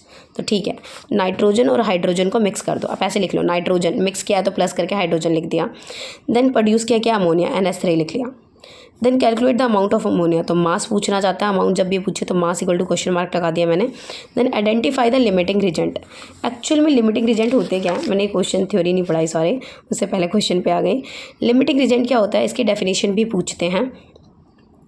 Limiting reagent बेटा उस रिएक्टेंट को कहते हैं जो रिएक्शन के दौरान कंप्लीटली कंज्यूम्ड हो जाता है। तो यहाँ पे लिखा है the reactant which gets consumed during a chemical reaction is called limiting reagent. इसके 1 मार्क की इंपॉर्टेंट डेफिनेशन भी है। अब इससे रिलेटेड क्वेश्चन है प्रॉब्लम 1.5, ये सारे मैं एक साथ करा देती हूँ। देन अब ये क्वेश्चन तो लिख लिया हमने, मैंने बोला पहले चेक करो कि बैलेंस्ड है या नहीं। इससे पहले हम कर रहे थे स्टोइशियोमेट्री, उसमें एक का मास गिवन था, दूसरे का मतलब पूछ रखा था, 2 चीज़ थी। अब 2 रिएक्टेंट का, उसमें एक रिएक्टेंट का मास दे रखा था, एक का पूछा हुआ था, इसमें 2 रिएक्टेंट के मास दे रखे हैं, एंड देन प्रोडक्ट का मास पूछा है। देन क्या करते हैं, तो बेटे दोनों रिएक्टेंट के नंबर ऑफ मोल्स निकाल लो पहले, देन देखो कि दोनों के नंबर ऑफ मोल्स कम किसके हैं, वही लिमिटिंग रीजेंट होगा। जो लिमिटिंग रीजेंट होगा उसी के नंबर ऑफ मोल्स कंपेयर करोगे जिसके फाइंड आउट करने हैं। जैसे कि इस क्वेश्चन में देखो आप, number of moles of nitrogen निकाल लिया, 50 kg से ग्राम में कन्वर्ट कर लो, एंड नाइट्रोजन का 14 होता है, 2 नाइट्रोजन है तो 28, डिवाइड सिंप्लीफाई किया मैंने, 2 से डिवाइड कर दिया 25 और ये 14, 10 की पावर 3, एंड देन सॉल्व करोगे 1.78। सिमिलरली नाइट्रोजन का सॉल्व किया तो कितना आ जाएगा, 2 तो हाइड्रोजन है ही, आगे 3 है तो 6, 10/6 इसे सॉल्व करोगे तो 1.66 इंटू 10 की पावर 3 मोल आएगा। दोनों में से छोटा क्या है, देखो 10 की पावर 3 तो सेम है, तो 1 भी सेम है, 0.7 और ये 6, तो ये कम है, तो लिमिटिंग रीजेंट हो गया नाइट्रोजन। जिसके नंबर ऑफ मोल्स कम आएंगे वही लिमिटिंग रीजेंट होगा, सिंपल। तो ये लिमिटिंग रीजेंट डाईहाइड्रोजन हो गया, 1 मार्क तो यहाँ तक मिल जाते हैं। इसके बाद अब अमोनिया का मास निकालना है, तो लिमिटिंग रीजेंट क्या था, डाईहाइड्रोजन, उसी के नंबर ऑफ मोल्स अमोनिया के इक्वल करूँगी मैं। तो number of moles of dihydrogen equal to number of moles of ammonia. तो डाईहाइड्रोजन का नंबर ऑफ मोल्स क्या होंगे, मास अपॉन में मोलर मास। तो मास क्या है 10 इंटू में 10 की पावर 3 और मोलर मास क्या आएगा 3s2 का 6। सेम इसका मास अपॉन में मोलर मास इसका क्या आएगा 2 इंटू में 17। नाइट्रोजन का 14 होता है, हाइड्रोजन के 3 तो 17 मल्टीप्लाई करोगे सॉल्व करोगे आपका आंसर आ जाएगा 56.6 kg। मास चाहो तो आप ग्राम में भी छोड़ सकते हो, तो यहीं पे छोड़ सकते हो आंसर। नेक्स्ट वन, इसी से रिलेटेड क्वेश्चन एक्सरसाइज का 1.4 है। +1 1.4। आप अगर ऐसे करोगे तो आपकी एक्सरसाइज भी खत्म हो जाएगी एंड देन प्रैक्टिस के लिए क्वेश्चन चाहिए होता है तो एनसीईआरटी में ही मिल जाएंगे आपको एक ही टाइप के क्वेश्चन जब आप टॉपिक पढ़ते हो। जैसे कि इसमें कहा है calculate the amount of carbon dioxide that could be produced when. Amount CO2 का बताना है जब एक कार्बन को ऑक्सीजन के साथ जलाया जाता है 1 मोल कार्बन को। तो मैंने इसको ऐसे लिख लिया, carbon plus oxygen carbon dioxide, carbon 1 मोल दे दिया और कार्बन डाइऑक्साइड का अमाउंट पूछ लिया, मतलब मास निकालना है। सिंपल, अब इन दोनों के नंबर ऑफ मोल्स इक्वल कर दो। तो मैंने क्या, number of moles of carbon equal to number of moles of carbon dioxide. तो इसके कितने हैं 1 मोल और इसके कितना आएगा मास अपॉन मोलर मास। तो मोलर मास तो CO2 का पीछे भी करवाया था 44 आया था, 44 को इधर मल्टीप्लाई कर दो 44 ग्राम आ गया। सिमिलरली अगले क्वेश्चन में क्या कहा है, the 1 mole of carbon is burned in 16 gram of dioxygen. तो मैंने ऐसे ही लिख लिया कार्बन ऑक्सीजन एंड CO2। इसका तो अमाउंट अगेन इसी का अमाउंट बताना है क्या है। तो अब 2 रिएक्टेंट दे दिए, अगेन लिमिटिंग रिएजेंट का कॉन्सेप्ट यूज़ होगा। एक के तो मोल दे रखे हैं, दूसरे के ही निकालने हैं। तो number of moles dioxygen के निकाल लो तो क्या आएगा 16 अपॉन में 32 1/2 मोल। अब 1 मोल छोटा है या 1/2 मतलब 0.5 मोल, तो ऑक्सीजन छोटा होगा। अब लिमिटिंग रिएजेंट क्या होगा डाई ऑक्सीजन। इसी के नंबर ऑफ मोल्स इक्वल करूँगी जिसके फाइंड आउट करने हैं उसके नंबर ऑफ मोल्स के। तो number of moles of oxygen equal to number of moles of carbon dioxide. तो number of moles of oxygen कितना है 1/2 मोल और नंबर ऑफ कार्बन डाइऑक्साइड कितना है मास अपॉन मोलर मास। तो ये तो निकाल चुके हैं। अब इसको इससे डिवाइड करोगे 22 ग्राम, तो मास आ गया 22 ग्राम। थर्ड वन क्या है 2 मोल कार्बन डाइऑक्साइड के हैं और 16 ग्राम डाइऑक्साइड। अगेन दोबारा बेटा क्या करोगे, इसके 2 मोल है तो इसका तो कोई दिक्कत नहीं है, कार्बन डाइऑक्साइड के निकाल लो। अगेन वही 16/32, तो लिमिटिंग रिएजेंट यही आएगा, सेम वही आंसर आएगा 22 ग्राम। मैंने इसे भी निकाल के दिखा रखा है दिस वन। आई होप आपको समझ आ रहा होगा मेरा कॉन्सेप्ट जो मैं समझाना चाहती हूँ। नेक्स्ट वन अब है मास परसेंटेज। तो मास परसेंटेज से रिलेटेड क्वेश्चन है दिस वन। मास परसेंटेज निकालते हैं mass of solute upon mass of the solution into 100। तो मास ऑफ सॉल्यूट जैसे एग्जांपल आप देख सकते हो प्रॉब्लम 1.6। इसमें देखो क्या लिखा है, solution prepared by adding 2 gram of substance A and 18 gram of water. अब इन दोनों में 2 ग्राम कोई सब्सटेंस 18 ग्राम वाटर में ऐड कर देते हैं। अब दोनों में मास किसका कम है 2 ग्राम का, मतलब मास ऑफ सॉल्यूट क्या है 2 ग्राम, 18 ग्राम क्या है सॉल्वेंट। एंड सॉल्यूशन कैसे बनता है, दोनों को ऐड करके mass of solute plus mass of solvent. तो हमने क्या किया, फॉर्मूला कैसे लगाया, विनो करके आप लिख सकते हो mass of solute upon mass of the solution. Mass of solute क्या है 2 ग्राम, सॉल्यूशन कैसे निकालोगे, इन दोनों को जोड़ दोगे 2 + 18 देन 100 से मल्टीप्लाई कर दोगे, परसेंटेज में निकालना है इसीलिए सॉल्व करोगे तो 10%। इससे रिलेटेड क्वेश्चन है 1.6 नहीं सॉरी प्रॉब्लम 1.6 मास परसेंटेज से रिलेटेड, ये तो है नहीं नो ओके। तो ये हो गया क्वेश्चन। अगेन मोल फ्रैक्शन, इसकी डेफिनेशन जनरली पूछ लेते हैं। तो ये क्या है, रेशियो है नंबर ऑफ मोल्स का of a particular component to total number of moles of the solution. ठीक है, जिसका भी नंबर ऑफ मोल फ्रैक्शन निकालना है उसके नंबर ऑफ मोल्स ऊपर लिखो और टोटल नंबर ऑफ मोल्स नीचे कर दो, तो मोल फ्रैक्शन फाइंड आउट हो जाएगा। इसकी कोई SI यूनिट नहीं होती है, ये डायमेंशन लेस होती हैं, एक तो ये पता होना चाहिए। नंबर देन मोल फ्रैक्शन का से रिलेटेड न्यूमेरिकल होंगे तो मैं आपको करा दूँगी। Molarity very very much important, I think ये तो क्लास 12th में भी आएगी अगेन मोलैरिटी कॉन्सेप्ट। तो ये तो बहुत अच्छे से करना, क्वेश्चन रहेगा इस पर भी। जैसे एक लिमिटिंग रिएजेंट है एंड सेम मोलैरिटी भी question very much important. Molarity most widely used unit capital M से इंडिकेट करते हैं। डिफाइन कैसे करते हैं, number of moles of solute upon में volume of the solution in litre. अगर लीटर लिखते हैं तो ठीक है, अगर इसे मिलीलीटर में लिखा तो 1000 से मल्टीप्लाई कर देंगे। अब इससे रिलेटेड क्वेश्चन है, उससे पहले प्रॉब्लम 1.7 करते हैं। देन एक और फॉर्मूला दे रखा है M1V1 = M2V2। ये तब लगाते हैं जब डाइल्यूशन का केस हो, डाइल्यूशन समझ नहीं आता है क्या है, लेकिन डायरेक्टली वर्ड यूज़ नहीं किया है डाइल्यूशन, तो आपको कैसे पता चलेगा। तो बेटा जब दो मोलैरिटी दे रखी हो, एक का वॉल्यूम दे रखा हो, दूसरा का वॉल्यूम फाइंड आउट करना हो, हमेशा यही कंपैरिजन में लगाते हैं। तो दिखा दूँगी अगर इससे रिलेटेड कोई क्वेश्चन है तो दिस वन। तो पहले प्रॉब्लम 1.7 मोलैरिटी से रिलेटेड करते हैं। देखो, calculate the molarity of sodium hydroxide in the solution prepared by dissolving 4 gram enough water to form इतने ml सॉल्यूशन। तो इतने ग्राम, तो मास ऑफ सॉल्यूट मिल गया। कौन मास ऑफ सॉल्यूट किसका है? सोडियम हाइड्रोक्साइड का। तो पहले नंबर ऑफ मोल्स इस सॉल्यूट के निकालेंगे। कैसे? मास अपॉन ए मोलर मास। तो नंबर ऑफ सॉल्यूट के लिए देखो यहाँ पे मास upon a molar mass. Sodium का होता है 23, ऑक्सीजन का होता है 16 और हाइड्रोजन का होता है 1। इन सबको जोड़ोगे तो 40 आएगा। देन वॉल्यूम ऑफ सॉल्यूशन दे रखा है 250 ml। अगर आप 250 लिखते हो तो इंटू 1000 कर देना। अगर आप चाहो तो इसे लीटर में कन्वर्ट कर सकते हो। कैसे करें? 1000 से डिवाइड कर दो 1000 से, तो इन्होंने लिखा है 0.250 लीटर। देन इसको डिवाइड किया तो 0.1 आया। इन दोनों को सॉल्व किया तो 0.4 m आ गया। कैपिटल M लिख लो या फिर मोल पर लीटर लिख लो, मर्जी आपकी है, ये इसकी यूनिट है। ठीक है।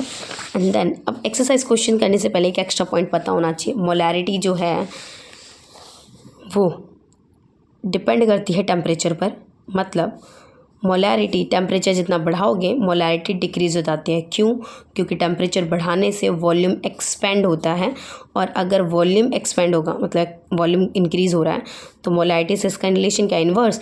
तो मोलैरिटी डिक्रीज़ होगी। ठीक है। नेक्स्ट वन इससे रिलेटेड क्वेश्चन है 1.5। दिस वन मोलैरिटी से रिलेटेड क्वेश्चन लिखा है, calculate the mass of sodium acetate okay required to make 500 ml volume and इतने मोलर। ध्यान रखना है इस पर ज़रा, मोलर वर्ड यूज़ करते हैं। मतलब मोलैरिटी गिवन है, aqueous solution, then molar mass भी गिवन है। तो आपको सॉल्व कैसे करना है क्वेश्चन?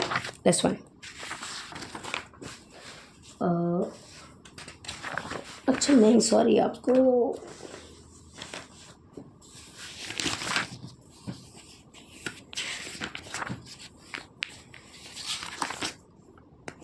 लिमिटिंग रिजेंट से रिलेटेड मैंने 2 क्वेश्चन और नहीं कराए हैं। ओके 1.24 1.5 तो करा दिया, 1.24 आप इसे करके देख लेना, वरना लास्ट में नहीं, मैं बता देती हूँ पहले रह जाएगा क्वेश्चन। 1.4 तो बता दिया मैंने आपको। जैसे 1.23 है लिमिटिंग रिजेंट से रिलेटेड है, इसमें कैसे ढूंढते हैं लिमिटिंग रिजेंट। 1.3 में 300 एटम्स ए के हैं और 200 मॉलिक्यूल्स बी के हैं। अगर 300 एटम्स ए के हैं तो 300 मॉलिक्यूल्स बी के होने चाहिए, एक्चुअल में कम है, 200 दे रखे हैं। इसका मतलब लिमिटिंग एजेंट क्या हो गया? बी। ये थोड़ा कंफ्यूजिंग होता है इसलिए याद रखें। अब 2 मोल है 3 मोल है, कम वाला लिमिटिंग एजेंट होता है, मैंने बताया था। तो 2 मोल 100 एटम्स 100 मॉलिक्यूल दोनों सेम है तो नो लिमिटिंग एजेंट। इनमें कम किया 2.5 तो बी लिमिटिंग एजेंट हो गया। इसमें ए है तो ए लिमिटिंग एजेंट हो गया। नेक्स्ट है 1.24। ये इसका थर्ड पार्ट कंफ्यूजिंग होता है, इसी की वजह से ये भी इंपॉर्टेंट है। जनरली पूछ लिया तो फंसोगे, 100% फंस जाते हैं बच्चे थर्ड में, तो इसे अच्छे से करके जाना। सेम लिमिटिंग रीजन का क्वेश्चन है। इसमें देखो नाइट्रोजन के मास दे रखे हैं और डाईहाइड्रोजन का मास दे रखा है और अमोनिया का मास पूछा है। मैंने आपको पहले ही बताया था अगर 2 के मास दे रखे हों रिएक्टेंट के तो हमेशा पहले लिमिटिंग रिजल्ट निकालते हैं। जब आप इनके नंबर ऑफ मोल्स निकालोगे, देखो बेटा ये बैलेंस नहीं है इक्वेशन, तो पहले बैलेंस करोगे। ठीक है, तो इसे बैलेंस करोगे तो मैं इससे रिलेटेड क्वेश्चन करना कैसे है सॉल्व, आपको कैलकुलेशन दिखा देती हूँ ताकि टाइम ज़्यादा ना लगे। प्लस 1 तो आप नाइट्रोजन ये बैलेंस कर लिया, इन्होंने मास गिवन दे रखा था, मैंने दोनों के नंबर ऑफ मोल्स निकाल लिए। तो अगर आप देखो इसे डिवाइड करने की ज़रूरत भी नहीं पड़ेगी क्योंकि नीचे 14 है यहाँ 6 है, तो बड़ा जितना नंबर होता है डिनोमिनेटर वो उतनी ही छोटी वैल्यू आती है इसकी, इसलिए लिमिटिंग रीजेंट हो गया। अब मैंने कहा था जो लिमिटिंग रीजेंट आएगा उसी को कंपेयर करना है जिसका भी मास या number of moles find out करने हैं। तो यहाँ पे number of moles dinitrogen equal to number of moles ammonia. तो number of moles dinitrogen के कितने हैं 1/14 × 10⁻³ नाइट्रोजन के कितने हैं m, अमोनिया के कितने हैं, मास अपॉन मोलर मास 34 आया, मल्टीप्लाई करोगे आंसर आ जाएगा 2.42 ग्राम। नेक्स्ट है कह रहा है अनरिएक्टेड रिएक्टेंट क्या होगा, जो लिमिटिंग रीजेंट नहीं है वो अनरिएक्टेड रिएक्टेंट है, तो मतलब डाईहाइड्रोजन। इसके बाद इन्होंने पूछा था कि ये बताओ if yes which one would be its mass, अगर कोई अनरिएक्टेड मास है तो कितना उसका मास होगा, इसमें जनरली डाउट होता है तो वो सिखा देते कैसे करते हैं। देखो सबसे पहले नाइट्रोजन डाइहाइड्रोजन लिख लिया। आपको पता है नाइट्रोजन 28 ग्राम था, तो कितना हाइड्रोजन यूज़ हो रहा था 6 ग्राम। अगर 2000 ग्राम नाइट्रोजन है तो एक्चुअल में हाइड्रोजन यूज़ क्या होगा, कितना होगा, तो आप क्रॉस मल्टीप्लाई करके निकाल लो। रिएक्टेड मास कितना आएगा हाइड्रोजन का, 2000 × 6 डिवाइडेड बाई 28 कितना आ जाएगा 428.5। ये एक्चुअल में रिएक्ट हो चुका है। तो अनरिएक्टेड कितना है, तो सिंपल 1000 से एक्चुअल में था उसमें से माइनस कर दो, आंसर आ जाएगा। अगर आपको समझना है कि ये करना क्यों है कंपैरिजन, तो मैंने आपको बताया था रिएक्टेंट मास निकालने के लिए आप चाहो तो number of moles nitrogen number of moles hydrogen के निकाल इक्वल कर दो, तो एक्चुअल में आपको पता चल जाएगा। क्योंकि हमें किसी का मास फाइंड आउट करना है, तो जैसे किसी का कितना मास बना है एक्चुअली ऐसे तो हम निकाल रहे थे, जैसे अमोनिया का कितना बना है ये निकाल रहे थे। तो सिमिलरली कितना रिएक्ट हुआ है रिएक्टेंट, इसके भी नंबर ऑफ मोल्स आप इक्वल कर सकते हो। तो इसके number of moles mass upon molar मास लिखोगे, एक्चुअल में इसका मास कितना है 2000 अपॉन मोलर मास, इसका मास कितना पता नहीं अपॉन में 6, तो सेम वही आएगा ना 6 × में 2000 अपॉन में 28 करके देख लेना, ऐसी कैलकुलेशन आएगी। ख़त्म क्वेश्चन। अब नेक्स्ट है, अब मोलैरिटी कराती हूँ। मोलैरिटी का 1.5 क्वेश्चन मिसप्रिंट हो गया था, इसी की वजह से थोड़ा सा मिस हो गया था। 1.5 में ये क्वेश्चन जो गिवन है, मोलर मतलब मोलर मास दे रखा है। देखो क्वेश्चन को सॉल्व कैसे करें, तो सबसे पहले लिखा मैंने मास ऑफ CH3CO, इन्होंने खुद फॉर्मूला दे दिया है तो मैंने लिख दिया क्वेश्चन मार्क। वॉल्यूम दे रखा था 500 ml and then molarity given है 0.375। कैसे डिसाइड किया मैंने मोलैरिटी, मोलर वर्ड यूज़ किया है इसीलिए। देन वी नो मोलैरिटी क्या होता है, नंबर ऑफ मोल्स अपने वॉल्यूम। ml में लिखोगे तो 1000 से मल्टीप्लाई कर दो से। तो नंबर ऑफ मोल्स कैसे निकालते हैं, मास अपॉन मोलर मास। मोलर मास गिवन था 82.0245, तो मैंने वो वैल्यू पुट कर दी। वॉल्यूम भी गिवन है 1000 और मोलैरिटी भी है। मैंने इसे सॉल्व कर लिया तो आंसर आ गया 15.380 ग्राम। सेम इससे रिलेटेड क्वेश्चन 1.6 है दिस वन, ये भी very very much important percentage में है क्वेश्चन 1.6। इसे कैसे करें, अब जैसे कंसनट्रेशन है नाइट्रिक एसिड है, कंसनट्रेशन या फिर मोलैरिटी बोले बात बराबर है, दोनों एक ही तरीके से निकलते हैं, फार्मूला सेम यूज़ होता है। तो इन्होंने डेंसिटी गिवन दे रखी है, देन मास परसेंटेज दे रखा है। तो मास परसेंटेज गिवन दे रखा हो तो कैसे करते हैं सॉल्व, वो बता देती हूँ। जैसे डेंसिटी गिवन है 1.4 ग्राम पर ml, मास परसेंटेज गिवन है 69%, तो आप इसे लिखोगे कैसे, तो आप इसे ऐसे लिखोगे 69 अपॉन में 100।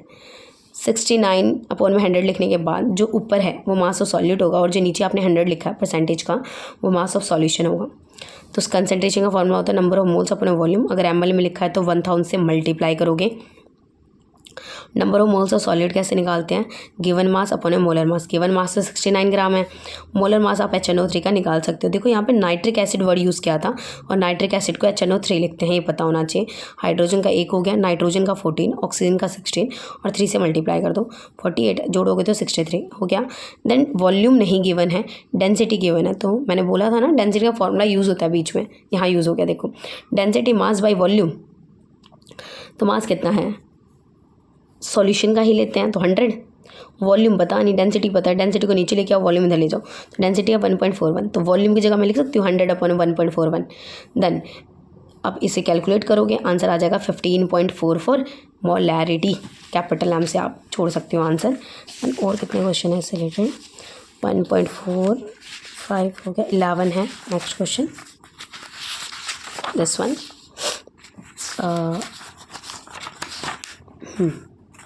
1.11 में क्या कहा है क्वेश्चन ने, कहा है what is the concentration of sugar. Again वही मोलैरिटी का ही फॉर्मूला लगाओगे। If 20 gram dissolve in enough water to make final volume up to 2 litre. ठीक है, इसने मास ऑफ सॉल्यूट दे रखा है 20 ग्राम। अब शुगर बोला है तो शुगर का फॉर्मूला दे रखा है इन्होंने, तो उसका मोलर मास निकाल लो। क्यों, क्योंकि मेरे को नंबर ऑफ मोल सॉल्यूट के निकालने हैं।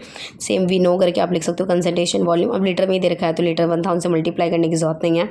मास अपॉन मोलर मास, मास कितना है 20, मोलर मास कितना है 342 और वॉल्यूम कितना है 2, सॉल्व करोगे 0.0293 मोलैरिटी आ जाएगा।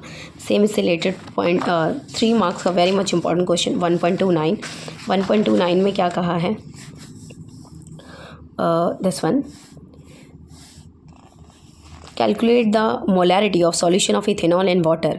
अब मुझे मोलैरिटी बतानी है इन विच मोल फ्रैक्शन ऑफ इथेनॉल। अब मोल फ्रैक्शन गिवन है तो क्या करूँ, तो मोलैरिटी का क्वेश्चन मार्क लगाया, डेंसिटी 1 कहा था लिख दिया, एंड मोल फ्रैक्शन इथेनॉल का 0.040 दे रखा है।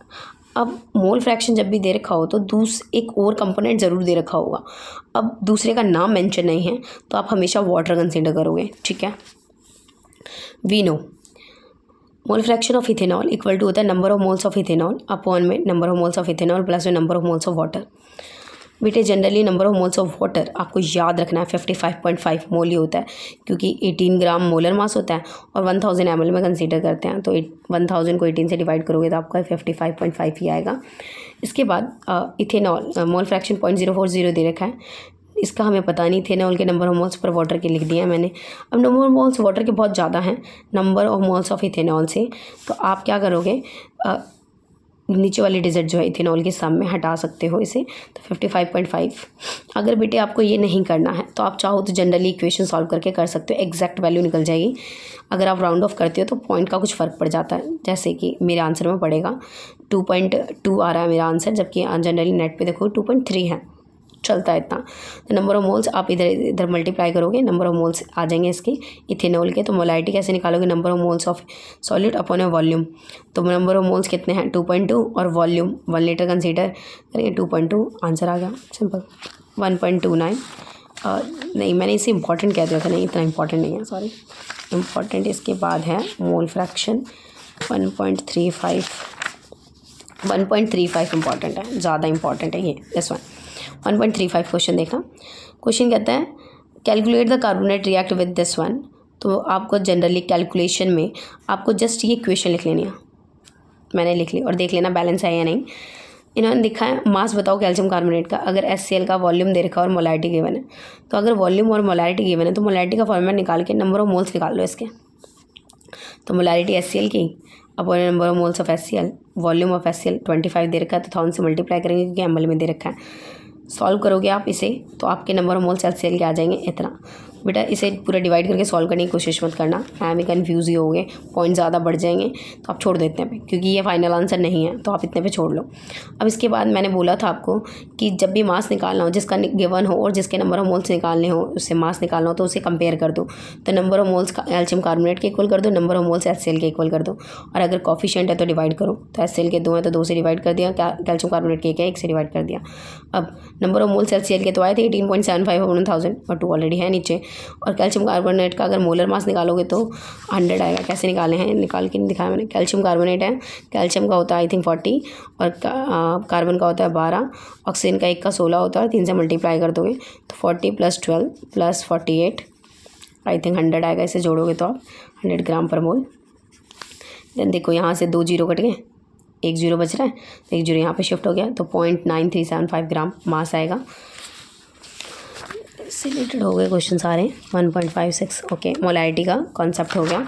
नेक्स्ट क्वेश्चन है मोलैलिटी। मोलैलिटी एक्चुअल में स्मॉल m से रिप्रेजेंट होती है, ये टेम्परेचर पे डिपेंडेंट नहीं करती, तो इसे बेटर क्वांटिटी भी माना जाता है क्योंकि वेरिएबल नहीं है। Next number of moles of solute upon A mass of solvent in kg, इसका ये फार्मूला है, आपको पता होना चाहिए। मास और सॉल्वेंट लेते हैं। नेक्स्ट इससे रिलेटेड एक क्वेश्चन है 1.8, वेरी मच इंपॉर्टेंट, तो मैंने इसके लिए एक रिलेशन लिख दिया, आपको इजी पड़ेगा ये क्वेश्चन करने में। लिखा है डेंसिटी ऑफ 3, ये कैपिटल M है, इसका मतलब मोलैरिटी गिवन है। देखो कई बार लैंग्वेज समझ नहीं आती है एक्चुअल में गिवन क्या क्वेश्चन में, तो आप यूनिट अगर याद होगी तो पता कर सकते हो क्या गिवन है। देखो ग्राम पर ml है, मतलब डेंसिटी गिवन है। कह रहे मोलैरिटी बताओ, अगर बेटा मोलैरिटी गिवन हो, मोलैरिटी पूछ रहा है तो आप रिलेशन यूज़ कर सकते हो मोलैलिटी और मोलैरिटी के बीच का। तो मोलैलिटी इक्वल टू होता है 1000 मोलैरिटी अपॉन में 1000 डेंसिटी माइनस में मोलैरिटी इंटू में मोलर मास ऑफ सॉल्यूट। अगर आप इस फॉर्मूले को अप्लाई करोगे तो आपका एग्जैक्ट आंसर आ जाएगा। यहाँ पे मोलैरिटी 3 लिख देना, डेंसिटी 1.25 लिख लो, m जो है वही मोलैरिटी है 3 और NaCl का मोलर मास निकाल लो जो आई थिंक है 58.5। NaCl का वैल्यू पुट करो, एग्जैक्ट आंसर आएगा 2.79 मोलैरिटी। अब इससे रिलेटेड क्वेश्चन 1.12 दिस वन, ये तो इससे रिलेटेड क्वेश्चन नहीं है, ज़रूरी नहीं है, ये तो मोलैरिटी से रिलेटेड क्वेश्चन आप कर सकते हो। अदरवाइज में आपका ये तो मोलैरिटी का ही है, 1.12 करा देती हूँ।